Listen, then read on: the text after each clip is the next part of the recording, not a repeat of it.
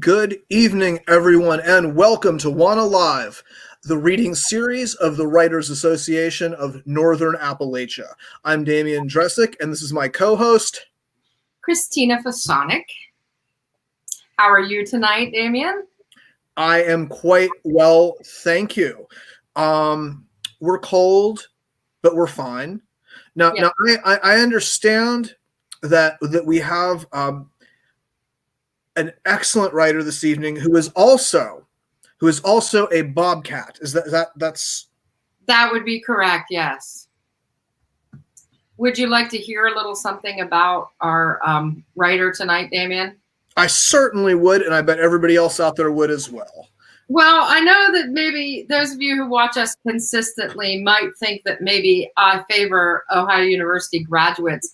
I don't really. It's just that they are awesome, and they're a part of the Northern Appalachian region, and that's why we keep having them on our show. So tonight we have Amanda Hayes. And let me see, I want to pull up her bio. I thought I had it up here, and I was just talking to her about it a second ago. Yeah. But I know that Amanda, go ahead. Oh, no. I was going to make a joke while you looked at for the bio. I was trying to take up some of the airtime, making some sort of a joke about bobcats and other, but at any rate. I know that might frighten you, so it's okay. Well, I mean, I'm concerned about the whole feline genus. I from cougars to To caracal, the whole deal, huh? to the house cat. Yes, especially the house cat. They attack. They're allergens and Anyways, all that said, thank you for rescuing me. Amanda Hayes, who's on with us tonight, she is an associate professor of English at Kent State University, Tuscarawas, and she is the author of the 2019 College English Association of Ohio's Nancy Dasher award-winning book, The Politics of Appalachian Rhetoric. I was absolutely thrilled when I saw this book come out because I felt that although a number of people had talked about, I don't know, about the complexities of Appalachian identity and all of those things, I really felt like we needed someone to take on that rhetoric. And one of our writers from earlier this week, a couple weeks ago, Todd Snyder, talks about Appalachian masculinity. But Amanda's book really focuses on the way that people speak and write in Appalachia, and she also talks about really looking at the region's historical roots, especially the Scotch-Irish and their influences on Appalachian Ohio in particular. And I don't want to say anything more about this book. I know she's going to be reading from it tonight, so let's introduce her, bring her on to our show. Amanda, are you ready? Yes. Hi. Hi, it's so nice to see you. How are you this evening? I'm doing pretty good. How are you? Pretty good. It's great. It's like Damian said, it's a little cold, but I can't complain because we can't be as cold as our Texans down there dealing with this. I saw some of their power came back on, but most of them are still holed up in their houses freezing. So yeah. Not Ted Cruz. Not Ted Cruz. No, I hear he's back though. Well, I'll leave that alone. Yeah. All right, Amanda, what will you be reading for us tonight? Well, I'm going to read for you out of the first chapter of my book, and I picked the part that I think is significant for me because something in my experience is if you really want to get to know somebody, you need to know something about their family. And one of the first things that I wanted to do when I wrote this book was establish my family, what it was like, where we came from, who we were. So I'm going to read you a couple of pages from the first chapter. Okay, let us skedaddle. We're going to go away, and we'll be back. All right. Like most of the stories I think of as mine, this one started before I was born. Pap is a regional term meaning grandfather. I grew up knowing that my Pap's own grandparents had built what was known in our family as the old house. I never knew them, of course, nor even Pap's mother, the last person to live in it, but I knew their house intimately. The old house was unlivable by the time I was born, and when I think on it, it's the sagging walls and rotted out floors that I remember. It stood there, 30 feet from the front porch of our trailer, till I was 14. As a child, I could sit on our porch in summertime and watch the once white curtains blowing through broken windows in the old house and imagine I was seeing ghosts. It wasn't scary, really, the old house or the spirits in it. They were family. And what a family to have.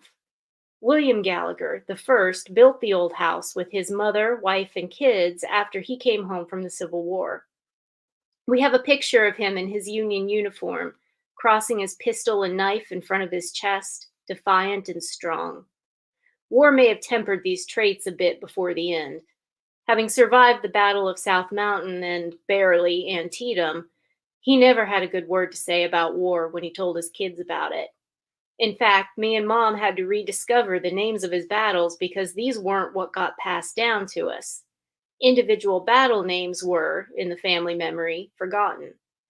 Instead, what we learned from him, like his children and his children's children, was that war was hell. The story goes that he would tell his children, "I run 5 miles to get into the army, and once I was in it, I'd a run 10 to get out and just been glad to go home." William's father went to battle at his side, and he never did come back from it. Dying away from home. Wasn't much worse he could say about war than that. I know my ancestors' names and stories and words from what got told generation to generation. Writing didn't tell the stories, mouths did, but sometimes written words featured in the stories themselves. Inside the old house was the letter informing William's mother that her husband was dead in some forsaken war hospital in Tennessee and for a price could be brought home for burial. She couldn't pay. In Tennessee, he remained. I know that my great-great-grandmother, Sarah Narcissus, held together her family and the families around her as a root doctor. The old house kept 2 well-worn volumes of herb lore and advice on home maintenance to scaffold the learning she likely got from her own mama, even though their pages had long since become so crumbled and mildewed as to be mostly unreadable. The old house held the albums containing tintype photos of relations whose names were documented but about whom we'd lost all else. It held the Bibles my great-grandmother Maud Lulu's father had used when he was a preacher at the Baptist church over on the next hill.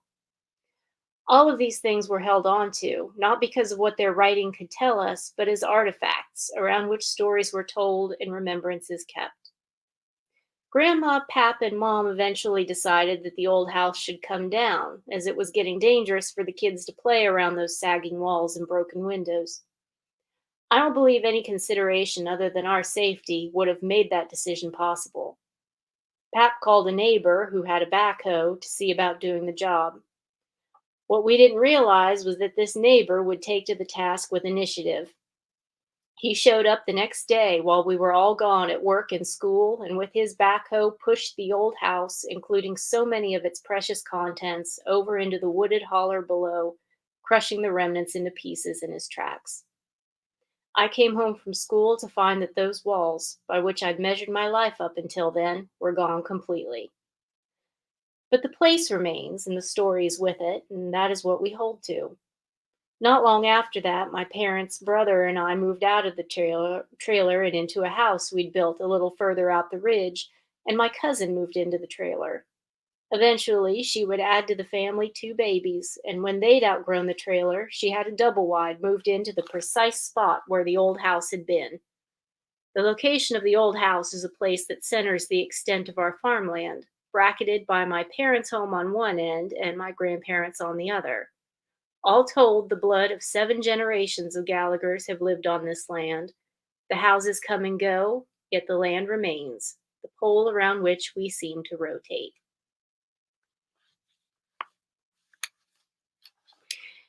And that was really what started me on the idea of Appalachian rhetoric and what it could mean, because stories like that are not unusual in my experience. Families have these stories. They know what goes on or what went on with their grandparents and great-grandparents, because that's part of how identity is shaped. So that's what the book is about, essentially, is how do these stories, what do they mean for how we decide who we are? And what does that mean for how we experience school and learning to write in school? And that's that. That is really awesome. I love that. By the way, you're muted, Damien. I really gravitated towards that about your was it your great grandfather who was in the Civil War? 3 times great grandfather. The idea that he ran 5 miles to join and would have run 10 miles to get out. Yep. I love those kinds of stories because they are the ones I think that capture the language and the culture and the sort of spirit of those people in a way that if you had told that story and said, you know, my grandfather, great grandfather didn't like being in the service, and he was just, you know, really put out by it and didn't enjoy it and wanted to quit, that would have been one story. But you said so much more in those 2 lines, and I think it speaks to what we were talking about before the show about the idea of how, you know, people assume that Appalachia is homogenous when it's so far from that. And just the writers that we've had on this show, I think, demonstrate the diverse voices and backgrounds and experiences of the people in this region. And your book does a very, very good job of sort of pulling that apart, teasing that apart. Thank you. I appreciate that. One of the things that drives me the most crazy is when people try and say that, oh, well, isn't that they're just simple people living simple lives in, you know, this rural hill country. And it's like, no, there's nothing simple about the people here. There's nothing simple about the region. No, and I mean, I guess if you define simple as pastoral, but even then, what's so simple about having to fend for your existence? We're not hobbits. We're not hobbits.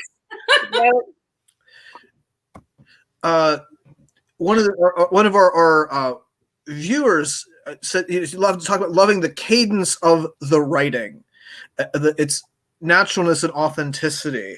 And I wanted to kind of, that was sort of one of the things that really struck me about, you know, the linguistic gee whizzery in which you were engaging. I really, and not the way it, your form matched what you were saying. The idea to die away from home, and that being like one of the worst things that can happen. It's such a beautiful way into a way of understanding the world. Like so much is said, so much is with that assertion. Like you really get a very rich sense of who about whom you're writing and how they see the world. Thank you. Like I said, I appreciate that. It's when I wrote this, well, I started out as my dissertation, my PhD dissertation, and it's something I never expected when I actually did not send it out to a publisher. It was a publisher at West Virginia University saw the title of my dissertation, which was originally Yuns. That was the title. We were just talking about that. Yep. And that came from my mom because I was trying to figure out, well, how do I come up with a title that encompasses everything I'm trying to say? And she said, well, how about Yuns? Yeah, that does it. But yeah, trying to say what I wanted to say in a way that makes sense for who I'm trying to talk to, what I'm trying to talk about, and where my voice comes from as a person from this region and somebody from who works in academia. Mm-hmm. I always wonder how successfully I managed to incorporate all of it because I feel like it's such tightrope to try and do. And I know this is another thing I've learned about writing is it's always dangerous to go back and reread your own stuff because you find things that make you cringe. Yes, right. Because, you know, I could have done this so much With better. diminishing frequency. Yep. Yes. But I love what you're saying, but I think as much as it's you know, challenging, it's also profoundly empowering, because there's a dimension, like the sort of multidimensionality that's that you own as a writer. Yeah, and when I was doing research for this, I found an author who is Native Hawaiian, who talks about the importance of getting used to talking and not just talking, but also writing in your native cadence, so that it's a way of and this is his phrase, decolonizing your mind. And it's remarkably hard to do, I think, especially for us, because we're not necessarily used to seeing Appalachian dialect and discourse treated as cultural as opposed to just, you know, wrong. Mm-hmm, mm-hmm. So yeah, it's a challenge. For sure, because you have to think for a minute. How do you even spell yuns? Yeah. We were not yinzers in my family, even though, you know, I grew up like 50 minutes or so, maybe an hour from Pittsburgh. We were yinzers. My mom still says that. What are yins doing? You know, it's never yins, but how do you spell yuns? And Damien had that. I mean, you used the word yuns in your book, 40 Patchtown. And that's one thing I really admired about that novel, is that it was close to the way that my family spoke growing up, and still speak to this day. So yeah, I love talking about this stuff. I'm sure we could keep you all night, but our viewers are probably getting restless. Thank you so very much for being on and for talking about your book. Do you want to show us your book again so that people can pick up a copy? Please do. Yeah, let me try and get it in the camera. And yeah, that's my baby. And I also want to plug, I was very, very fortunate to have a chapter in a more recent book. We were just talking about Sherry Graydon. Christina and I, we shared a lot of the same professors at OU, and Sherry Graydon was just an incredible, incredible teacher. But she and two other Bobcats edited a book recently called Storytelling in Queer Appalachia. And I think personally, one of the things that I think that as a region, we're going to have to get better at dealing with is difference. And like I said, I was so fortunate that they let me do a chapter in this book. And it's, yeah, I cannot recommend it highly enough. Could you hold that one up again, please, Amanda? Okay, so that is Storytelling in Queer Appalachia, Imagining and Writing the Unspeakable Other. Yes, and it's some of the writers in this are some of the best writers that are coming out of Appalachia right now, so I highly recommend it. Awesome. I know that book very well. I remember when it came out, and I was so excited to see a new book that had Sherry's name on it. I was like, yes, this is going to be great. So we should poke through that and see if we can find some people that might want to come on and talk about their work, Damien. I guarantee you. I have a few in mind. Excellent. Okay. Well, thank you so much, Amanda, for coming on WANA Live tonight. Thank you. It has been an absolute honor. Thank you. Have a good evening, everybody. We'll see you next week. See you next week. Bye.